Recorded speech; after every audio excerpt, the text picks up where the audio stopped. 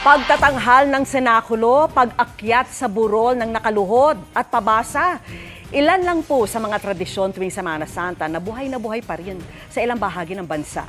Tinutukan niya ni CJ Torida ng GMA Regional TV. Sa Lawag, Ilocos Norte, taon-taon ang pagsasagawa ng pabasa ng isang pamilya.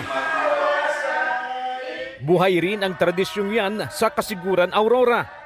Ang ilang deboto naman, panata na ang nakaluhod na pag-akyat sa chapel mula sa paanan ng burol. Paraan daw nila ito ng pasasalamat sa Panginoon sa pagsagot sa kanilang kahilingan. Dinagsa rin sa bayan ang imahe ng Birheng Maria para sa pahalik. Maaga pa lang ay mahaba na ang pila para mahawakan ang puon.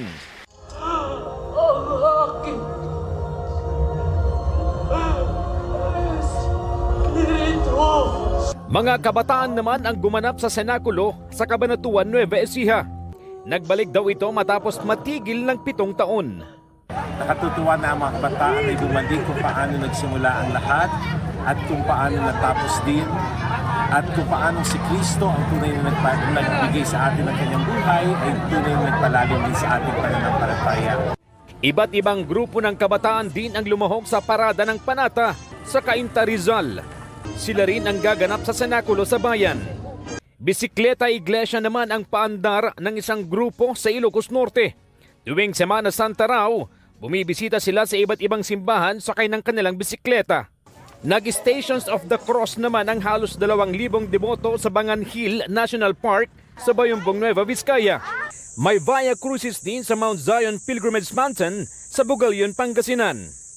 Daan ng krus din ang pakay ng mga dumayo sa Shrine of the Holy Infant Jesus of Prague sa Davao City. Nagkaroon naman ng overnight vigil sa El Salvador, Misamis Oriental. Naglatag pa ng tent ang mga deboto na naroon na mula kahapon, Huwebes Santo. May prosesyon naman at washing of the feet sa Calvary Hills sa Igig, Cagayan. Milyon-milyon naman ang nag-alay lakad patungong The Antipolo Cathedral, International Shrine of Our Lady of Peace and Good Voyage.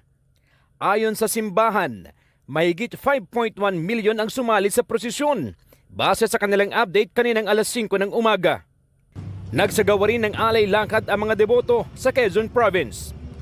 Nagsimula ang prosesyon sa Lucena City at nagtapos sa Groto ng Kamay ni Jesus sa bayan ng Lukban.